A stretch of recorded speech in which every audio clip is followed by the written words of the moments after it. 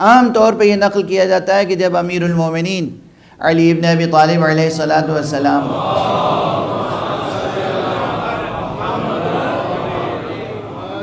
کی شادی ہوئی ہے، آپ کا عقد تھا اور آپ خواستگاری کے لیے تشریف لائے، تو حضور نے پوچھا کہ علی ہے کیا تمہارے پاس؟ کہا کچھ نہیں ہے، ایک گھوڑا، ایک تلوار، ایک زرہ ہے۔ کہا اچھا تو ایک بہادر آدمی کے لیے، تمہارے جیسے بہادر کے لیے تلوار تو ضروری ہے، گھوڑا بھی ضروری ہے، زرہ کیا کرو گے؟ زرہ بیچ دو۔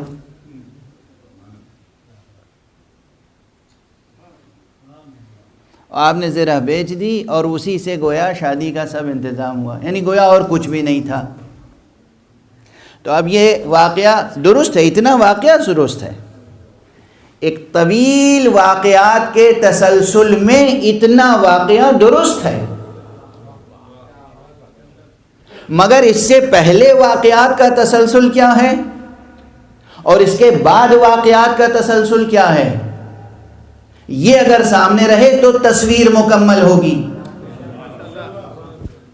اور دوسری بات یہ کہ اتنا ہی سا واقعہ نقل کرنے والے کی دو نیتیں ہو سکتی ہیں۔ ایک نقل کرنے والا اس نیت سے نقل کر رہا ہو کہ علی کی ناداری اور ان کا افلاس ثابت کرے، ایک نقل کرنے والا اس نیت سے نقل کر سکتا ہے کہ وہ پیغمبر کی زبانی علی کی شجاعت کی شان بیان کرے،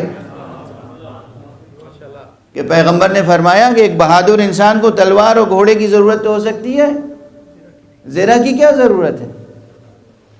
تو ایک نقل کرنے والا فضیلت کے نقطہ نظر سے نقل کر رہا ہے، اس کا اسلوب الگ ہوگا، ایک نقل کرنے والا ان کے افلاس کو ظاہر کرنا چاہ رہا ہے تو اس کا اسلوب الگ ہوگا۔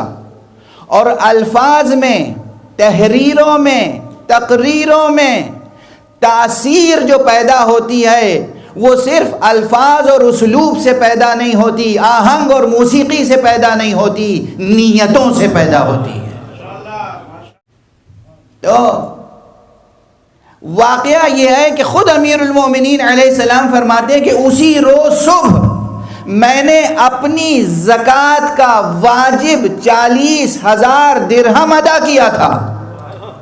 اور اس کے بعد جب پیغمبر نے پوچھا علی ہے کیا تمہارے پاس، تو سر جھکا کے کہا بس گھوڑا ہے، تلوار ہے اور زرہ ہے، اور تو کچھ بھی نہیں ہے۔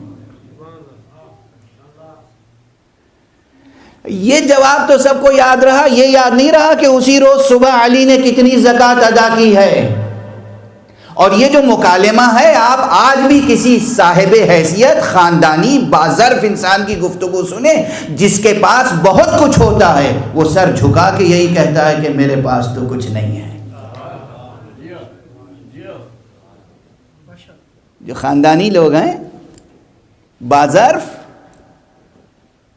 جن کے ہاں دولت کا سلسلہ چلا آ رہا ہے، جن کے گھر سے ہمیشہ دولتیں بڑھتی رہتی ہیں، کہیں مجمع میں آپ نہیں دیکھیں گے کہ وہ اظہار کر رہے ہوں کہ ہم بہت صاحب حیثیت ہیں۔ اپنے صاحب حیثیت ہونے کا بیان وہ لوگ کرتے ہیں جو کبھی صاحب حیثیت نہ رہے ہوں اور کہیں سے ان کے ہاتھ میں تھوڑی سی دولت آ جائے۔ آج بھی آپ، یہ سماجی حقیقت ہے، یہ معاشرتی حقیقت ہے، یہ سماجی نفسیات ہے۔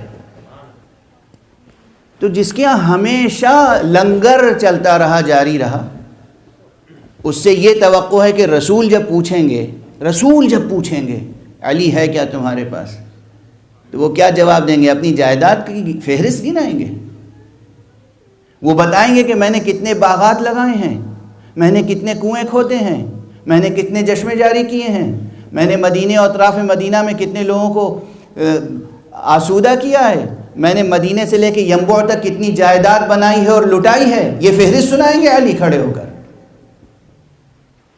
جبکہ یہ سب حقیقت ہے۔ امیر المؤمنین علی ابن ابی طالب علیہ السلام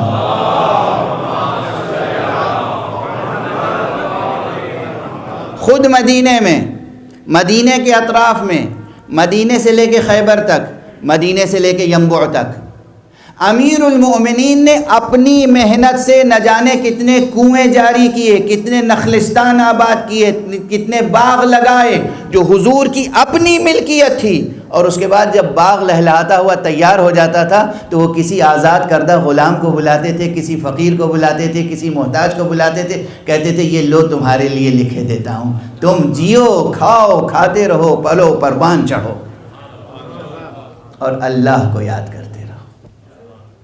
یہ تھے علی۔